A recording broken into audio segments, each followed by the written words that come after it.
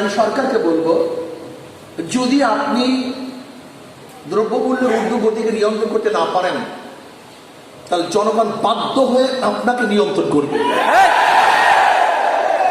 উপায় নেই। যেরকম শ্রীলঙ্কার জনগণ বাধ্য হয়ে সে দেশের সরকারকে নিয়ন্ত্রণ করেছে, বাংলাদেশের জনগণ বাধ্য হয়ে আপনাকে নিয়ন্ত্রণ করবে।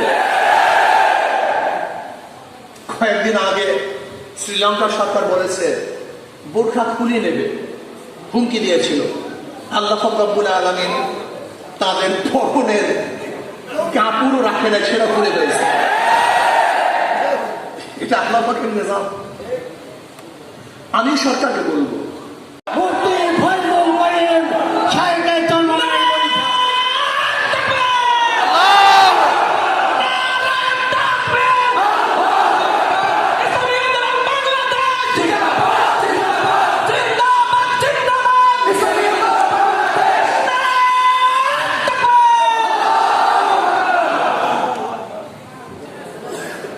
ইসলামী আন্দোলন বাংলাদেশ রংপুর বিভাগীয় শাখা কর্তৃক আয়োজিত আজকে এই মহাসমাবেশের সম্মানিত সভাপতি, দিগার ওলামায়ে কেরাম, নেতৃবৃন্দ, সকল স্তরের জনগণ ভাইয়েরা আমার, আজকে মহাসমাবেশের উদ্দেশ্য কি পোস্টার এবং লিফলেটের মধ্যে দেওয়া আছে। দ্রব্যমূল্য ঊর্ধ্বগতি, আজকে সোয়াবিন তেলের অবস্থা সম্পর্কে কম বেশি আমরা সবাই জানি। চালের অবস্থা জানি, তাদের অবস্থা জানি, পেঁয়াজ, রসুন, হলুদ, মরিচ কেনাকাটার যা প্রয়োজন সব কিছুর দামই ঊর্ধ্বগতি। কোন জিনিসের দামই নিম্নগতি নয়। হ্যাঁ, তবে নিম্ন গতি একটা জিনিস আছে, মানুষের রক্ত, খুন সবচেয়ে সহজ।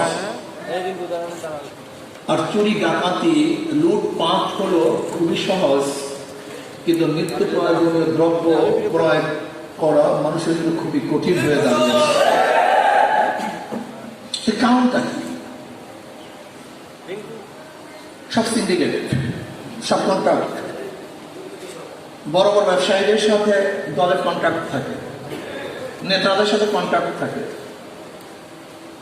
ব্যাস, ব্যবসায়ীরা বলে যে আমরা এই দাম বৃদ্ধি করব, এত পার্সেন্টেজ তোমাদেরকে দেব। এক একটা মালের উপরে কয়বার ভ্যাট দিতে আপনারা জানেন? একবার যখন ঢুকে দেশে তখন ট্যাক্স ভ্যাট দিতে হয়, যখন মিলে ঢুকে বোঝেন নাই যে ইম্পোর্টার থেকে যখন মিলওয়ালারা কিনবে সেখানে ভ্যাট ট্যাক্স দিতে হয়। আবার যখন মাল বের হবে তখন সেখানে ভ্যাট ট্যাক্স দিতে হয়। আবার যখন ক্রয় করবে তখন ভ্যাট ট্যাক্স দিতে হয়, একই মালের উপরে। আপনারা জানেন না এক মালের উপরে কতবার ভ্যাট ট্যাক্স দিতে হয়। সার বৃদ্ধি, কারেন্টের ইউনিট বৃদ্ধি, তৈলের দাম বৃদ্ধি, তখন দাম উৎপাদন করতে খরচও বেশি, দামও বেশি। সব ইচ্ছে করলে সরকার নিয়ন্ত্রণ করতে পারত, কিন্তু সরকারের মাথা ব্যথা সেই দিকে নেই। সরকারের মাথা ব্যথা হলো বিরোধী দলকে কিভাবে দমন করা যায়, জেলে ঢোকানো যায়, খুন করা যায়, গুম করা যায়, আর সরকারি দল লোকদের পেটকে কিভাবে ভরা যায়। আজকে প্রথম আলো পত্রিকায় দেখেছেন আওয়ামী লীগের মহাসচিব আব্দুল কাদের সাহেব, ওবায়দুল কাদের সাহেব বক্তৃতা করেছেন, আওয়ামী লীগ করে অনেকে হাজার হাজার কোটি টাকা পাচার করেছে। দুর্নীতিবাজ। আজকে দেশের গরিবের টেনশন কার মধ্যেই নেই, গরিবের চিন্তা কার মধ্যেই নেই। অবস্থাটা কিভাবে দাঁড়ালো? কোন এক দেশে দুর্ভিক্ষ লাগার পরে রানী বলতেছে রাজাকে, দুর্ভিক্ষ কি এত পর্যায়ে পুষছে যে জনগণকে দুবেলা পোলাও খেতে পারে না?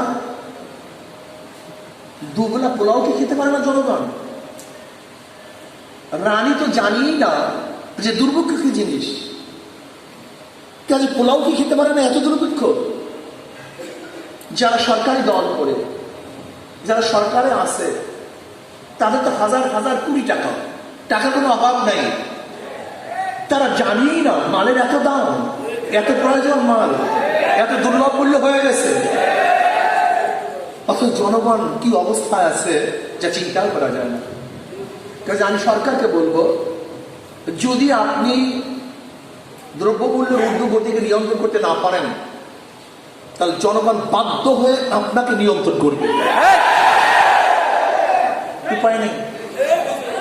যেরকম শ্রীলঙ্কার জনগণ বাধ্য হয়ে সে দেশের সরকারকে নিয়ন্ত্রণ করেছে, বাংলাদেশের জনগণ বাধ্য হয়ে আপনাকে নিয়ন্ত্রণ করবে। কয়েকদিন আগে শ্রীলঙ্কার সরকার বলেছে বোরখা খুলে নেবে, হুমকি দিয়েছিল। আল্লাহ রব্বুল আলামিন তাদের পরনের কাপড়ও রাখে না, সেটা খুলে দিয়েছে। এটা আল্লাহ পাকের নিজাম। আমি সরকারকে বলবো, আপনিও শ্রীলঙ্কার মতো কাপড় খুলতে বাধ্য করবেন না। কারণ পেটে যখন ক্ষুধা থাকে তখন হুঁশ থাকে না, কিন্তু পেটে ক্ষুধায় হুঁশ থাকে না। যদি জনগণ ক্ষুধার্ত হয়, তাহলে হিংস্র বাঘের মতো হয়ে যাবে। কোন জায়গায় থাবা মারবে তারা নিজেরাও জানবে না, মসনদ কাঁপিয়ে দেবে জনগণ। কাজেই এই দ্রব্যমূল্যের ঊর্ধ্বগতিকে নিয়ন্ত্রণ করতে হবে, এটা আমাদের দাবি। 21 বছর বয়স হলে মদ পান করতে পারবে। যেখানে 100 মদখোর থাকবে সেখানে দোকান খোলার অনুমতি দেবে। মনে হয় যেন বাংলাদেশ তো বাবার দেশ, নাস্তিকদের বাবার দেশ। এটা ভারতের অঙ্গরাজ্য নয়। ভারতে গিয়ে দেখেন সব জায়গায় মদের দোকান আছে, ওপেনে মদ পান করা হয়, বাজারে বাজারে মদের দোকান আছে, মোড়ে মোড়ে মদের দোকান আছে। তাহলে মানি আমাদের দেশে তো আমাদের দেশের কোনো নেতারা নিয়ন্ত্রণ করে না। আমাদের দেশের নেতারা আমাদের দেশ নিয়ন্ত্রণ করে না, ওই ভারতের লোকজন আমাদের দেশ নিয়ন্ত্রণ করতে চায়। তাহলে আমরা কেমন স্বাধীন? আসলে আমরা স্বাধীন মুখে বলি, আসলে প্রকৃতভাবে আমরা স্বাধীন না। যদি আমরা স্বাধীনই হতাম, তাহলে র্যাবের উপর থেকে নিষেধাজ্ঞা উঠাবার জন্য আমাদের বাংলাদেশ সরকার ভারতকে ধরছে কেন? লজ্জায় মাথা নত হয়ে যায়। উকিল ধরছে ভারতকে। আজকে ভারত আমাদের উপর নিয়ন্ত্রণ করবে, তাহলে আমরা স্বাধীন হয়েছিলাম কেন? ভারত আমাদের কর্তৃত্ব করবে, তাহলে আমরা স্বাধীনতার মানিটা কি হলো?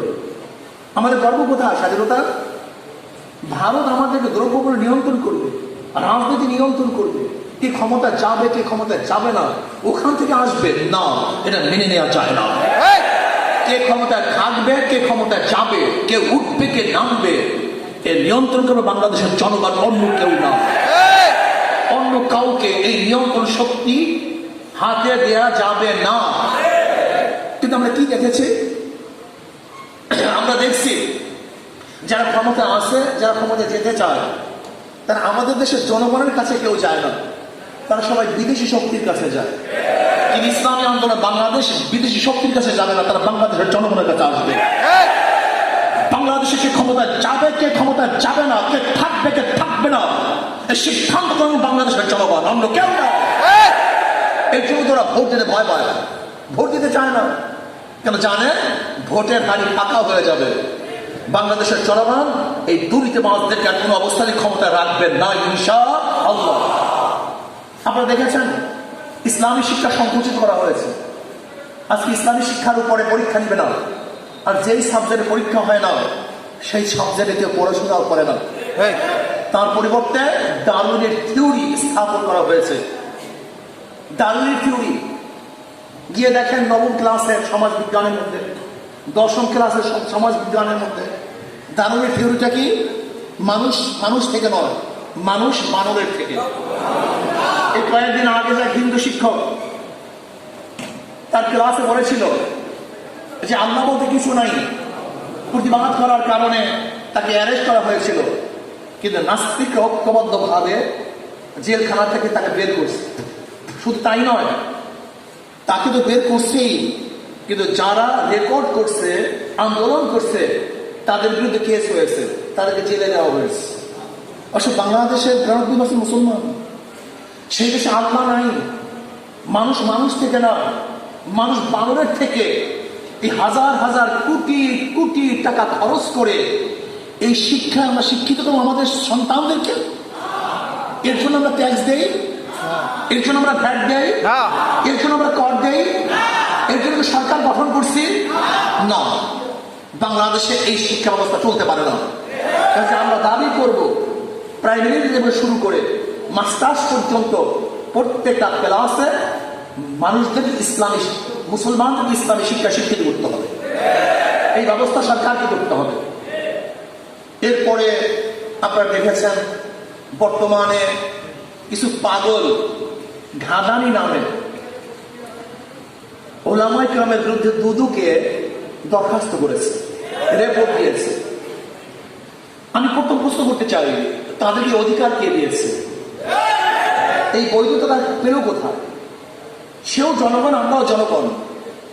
জনগণের বিরুদ্ধে জনগণ তদন্ত করে দুদুকে রিপোর্ট পেশ করার আইনি কোন শুদ্ধতা বৈধতা আছে? যদি না থাকে তাহলে দুদককে প্রথম বলবো, আপনি রিপোর্ট গ্রহণ করলেন কেন? এই বৈধতাকে কে দিয়েছে? আমি দুদককে বলবো 9 মাস পর্যন্ত তারা যে 9 মাস পর্যন্ত তদন্ত করেছে, এই 9 মাস পর্যন্ত তদন্ত করার পিছনে যত সদস্য এর মধ্যে সংশ্লিষ্ট ছিল, যত অর্থ খরচ হয়েছে, এই ফাইন্ডিং কে করছে? এই অর্থ কে দিছে? এই টাকা কোথা থেকে আসছে? এর উৎস কোথায়? কারা এই টাকা ফান্ডিং করেছে? টাকা কে দিয়েছে? উৎস খোঁজ করুন। বিদেশি শক্তি দেশকে ধ্বংস করার চক্রান্ত করতেছে, ইসলাম মুসলমানকে ধ্বংস করার চক্রান্ত করতেছে। যদি আপনি বিচার না করুন, সরকারকে বলবো বিচার না করুন। যদি আপনি বিচার না করেন তাহলে বলবো আপনি এটা করিয়েছেন, আপনি তাকে ফাঁক দিয়েছেন, টাকা দিয়েছেন বাংলাদেশ ইসলামকে উৎখাত করার জন্য, ধ্বংস করার জন্য। আপনি ব্যবস্থা গ্রহণ করুন, জলদি জলদি ব্যবস্থা গ্রহণ করুন। যদি জলদি জলদি ব্যবস্থা গ্রহণ না করুন তাহলে বাংলাদেশের জনগণ বাধ্য হয়ে ইসলামের বিরুদ্ধে ওলামায়ে কেরামদেরকে, আজকে ওলামায়ে কেরামদেরকে ইসলামকে কটূক্তি করার কারণে, তাদেরকে লাঞ্ছিত অপমানিত করার কারণে, মানহানি করার কারণে বাংলাদেশের প্রত্যেকটা মুসলমান গর্জে উঠবে, আন্দোলন করবে, সামনে করবে ইনশাআল্লাহ। সাহস তাদেরকে কে দিয়েছে? সমস্ত শিশু ওলামায়ে কেরামদের বিরুদ্ধে আজকে দুদকের কাছে তারা দরখাস্ত করবে, রিপোর্ট পেশ করবে। এত বড় সাহস আজকে ওলামায়ে কেরামকে ধর্ম ব্যবসায়ী বলবে, এত বড় সাহস তাদেরকে কে দিয়েছে? আমি জানতে চাই সরকারকে। ওলামায়ে কেরাম দেশে ভেসে আসে নাই, আমরা কসুরি বাবা নই যে বিদেশ থেকে ভেসে এসেছি। এটাই আমাদের, আমার বাবার দেশ, আমার দাদার দেশ, মুসলমানদের দেশ। মুসলমানের কারণে দেশ স্বাধীন হয়েছে, অন্য কারোর কারণে নয়। এদেশ স্বাধীন হয়েছে মুসলমানের কারণে। ব্রিটিশের বিরুদ্ধে আন্দোলন মুসলমান করেছে, এদেশে পাকিস্তানের পক্ষে মুসলমান আন্দোলন করেছে, এদেশের স্বাধীনতার জন্য মুসলমান সর্বোচ্চ চেষ্টা সাধনা করেছে। কাজে দেশ মুসলমানদের দেশ, নাস্তিকদের দেশ নয়। কোন নাস্তিক মুসলমানদের উৎখাত করার চেষ্টা করবে আর মুসলমানরা বসে থাকবে না, এটা হতে পারে না। যেরকম আগুন এবং পানি একই জায়গায় থাকতে পারে না, আলো এবং অন্ধকার একই জায়গায় থাকতে পারে না, ইসলামের দুশমন এবং মুসলমান একই জায়গায় থাকতে পারে না। এটা কোথা থেকে এসছে? যাদের দুর্নীতির কোনো অভাব নেই, যার চরিত্র চরম খারাপ, যারা মায়ের সাথে খারাপ ব্যবহার করে, মাকে খেদমতের পরিবর্তে ঘর থেকে নামিয়ে দেয়, দুর্নীতির কারণে যাদের চাকরি চলে যায়, এরা মুসলমানদের বিরুদ্ধে, আলেম ওলামাদের বিরুদ্ধে রিপোর্ট পেশ করবে, ধর্ম ব্যবসায়ী বলবে। এটা মানা যায় না, মানতে পারি না। আজকে দেশ স্বাধীন হয়েছিল 3টা ভিত্তিতে: সাম্য, মানিক মর্যাদা, সামাজিক ন্যায় বিচার। আচ্ছা, কোথায় সাম্যতা? সাম্যতা কোথায়? যারা দল করবে তারা ইজ্জত সম্মান পাবে, যারা দল করবে না, সরকারি দলে থাকবে না, তারা লাঞ্ছিত অপমানিত হবে। এটা কি সাম্য? আজকে যারা ক্ষমতাসীন তাদের আত্মীয় স্বজন রেলে ফিরি চলবে, আর যারা ক্ষমতাসীন না তারা টাকা দিয়েও মুক্তি পাবে না, বাঁচতে পারবে না। এর নাকি সাম্যতা? মানবিক মর্যাদা কোথায়? কোথায় মানবিক মর্যাদা? আজকে মানবিক মর্যাদা পাচ্ছি না। মানুষ ঢুকে দিলে বসছে, যারা দল করবে না তারা লাঞ্ছিত অপমানিত হবে। আজকে সম্মানিত লোক তারা লাঞ্ছিত হবে, অপমানিত হবে। আজকে ওলামায়ে কেরাম লাঞ্ছিত হবে, অপমানিত হবে। এটি মানবিক মর্যাদা? সামাজিক ন্যায় বিচার কোথায়? যদি দল করেন খুন করলে মুক্তি পাবেন, আর যদি দল না করেন, অন্যায় না করলেও আপনি জেলখানায় ভুগবেন। এটি কেমন কথা? সব জায়গাতেই সরকার হস্তক্ষেপ করেছে। আজকে নির্বাচন কমিশন, নির্বাচন ব্যালটে হবে না ইভিএমে হবে সে নির্ধারণ করবে কে? না, নির্বাচন কমিশন। নির্বাচন কমিশন অথচ আমাদের প্রাইম মিনিস্টার কি বলেছেন? ইভিএমে সব জায়গায় নির্বাচন হবে। তার মানে সে আগেই নির্দেশ দিয়েছে আগামী নির্বাচন সুস্থ হবে না, আগামী নির্বাচনও একমুখী নির্বাচন হবে। শোনেন, আপনি বিগত দিনে এই নির্বাচন করেছেন, জনগণ কিছুই বলে নাই, কিন্তু ভবিষ্যতে যদি আপনি ওই একতরফা রাত্রে নির্বাচন করার চেষ্টা করেন, তাহলে বাংলাদেশের জনগণ ঐক্যবদ্ধ হয়ে যেরকম শ্রীলঙ্কার মানুষ পালাতে পারে নাই, সরকার দুর্নীতিবাজ সরকার পালাতে পারে নাই, ঠিক বাংলাদেশের জনগণ ঐক্যবদ্ধ হয়ে দুর্নীতিবাজদেরকে ভোট ডাকাত এবং ভোট চোরদেরকে পালাতে দেবে না ইনশাআল্লাহ। কাজে আসুন আমরা আগামী নির্বাচনে সাম্য, মানবিক মর্যাদা এবং সামাজিক ন্যায় বিচার প্রতিষ্ঠা করার জন্য ইসলামী আন্দোলন বাংলাদেশের কোন বিকল্প দল আছে বলে আমি মনে করি না। এটা আমার জানা নাই। ইসলামী আন্দোলন বাংলাদেশের প্রত্যেক নেতা কর্মী তারা সন্ত্রাসের সাথে সংযুক্ত না, তারা মদ্যপায়ী না, তারা চোরাচালানের সাথে জড়িত না, তারা অবৈধ অস্ত্র নিয়ে ঘোরাফেরা করে না, তারা চাঁদাবাজি করে না। যদি এদেশ চাঁদামুক্ত করতে হয়, সন্ত্রাস মুক্ত করতে হয়, আমি মনে করি ইসলামী আন্দোলন বাংলাদেশের কাছেই এদেশ নিরাপদ এবং সন্ত্রাস মুক্ত হবে বলে আমি মনে করি ইনশাআল্লাহ। এর জন্য আজকের থেকে আমাদের ইসলামী আন্দোলন বাংলাদেশের প্রত্যেকটা নেতা কর্মীকে ঝাঁপিয়ে পড়তে হবে, এলাকা এলাকা ছড়িয়ে পড়তে হবে। আমাদের এখন থেকে জনগণের কাছে যেতে হবে যে আসুন আমরা ইসলাম, মানবতা এবং সামাজিক ন্যায় বিচার প্রতিষ্ঠা করার জন্য ইসলামী আন্দোলনের হাত পাকে আমরা সবাই ভোট দেব। এখন থেকে ঝাঁপিয়ে পড়ুন, এখন থেকে দাঁড়ায় যান। যেখানে দুর্বলতা আছে সেখানে আমরা গিয়ে দুর্বলতাকে কাটিয়ে সেই এলাকাকে শক্তিশালী করার চেষ্টা করবো ইনশাআল্লাহ। কি রাজি আছেন ইনশাআল্লাহ? আশা করি আগামী দেশ হাত পাকার দেশ হবে, আগামী দেশ ইসলামের দেশ হবে। আগামী ইনশাআল্লাহ ইসলামী আন্দোলন বাংলাদেশ বিপুল ভাবে ভোটের মাধ্যমে এদেশে সামাজিক ন্যায় বিচার, মানবিক মর্যাদা এবং শান্তি প্রতিষ্ঠা করবে ইনশাআল্লাহ। আল্লাহ পাক আমাদের সবাইকে কবুল করে নেন। এবং আজকে মাহফিল আছে, আমরা সবাই মাহফিল অংশগ্রহণ করবো। আমার জন্য দোয়া আছে, আমিও দোয়া করব। আল্লাহুম্মা আমিন। আল্লাহ আমাদের গুনাহ খাতা মাফ করে দেন। আল্লাহ গুনার থেকে বাঁচিয়ে থাকার তৌফিক দিয়ে দেন। আল্লাহ গুনার থেকে বাঁচিয়ে থাকার তৌফিক দিয়ে দেন। আপনার জমিনে আপনার হুকুমত, ইসলাম হুকুমত কায়েম করে দেন। ইসলাম হুকুমতের জন্য সাহাবায়ে কেরামদের নমুনায় সহিবের জদ্দোজাহাদ করার তৌফিক দিয়ে দেন। ইয়া আল্লাহ, যারা আসছে এদের সবাই মধ্যে হিম্মত ও খুলুসিয়াত বানায় দেন, দুনিয়া এবং আখিরাতে কামিয়াব করে দেন। ইয়া আল্লাহ, হাত পাকাকে বিজয় করে দেন।